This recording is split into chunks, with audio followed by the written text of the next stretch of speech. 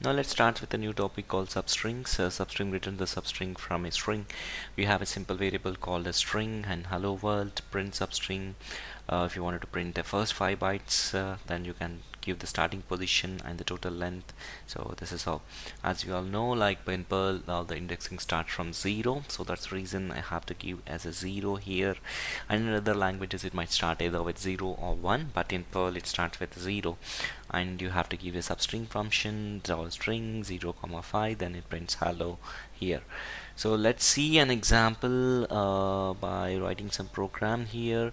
We have I have written a substring function. So let me go to this and edit it. So you can see a substring of hello world print. So I'm going to comment this particular piece of line for now, and let's see how do we extract the string.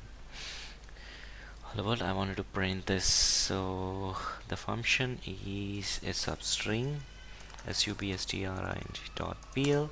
see, it can print. Oh sorry, I forgot to save this. So you can see and hello is printed and extracted. So apart from this, we have another function. Within this function itself, we can substitute a value, or we can replace a value. If you want to replace something value hello with greetings, so then you need to know the position and you update it, then just try to print it. So now let's see, instead of hello world it should print greetings world. That's it. So first it has printed hello, then now it's printed greetings first. So this is how you can use this. You can use the same for this substrings and also assign the value to a substring. Okay, so next we will be seeing, next topic will be on the numeric function.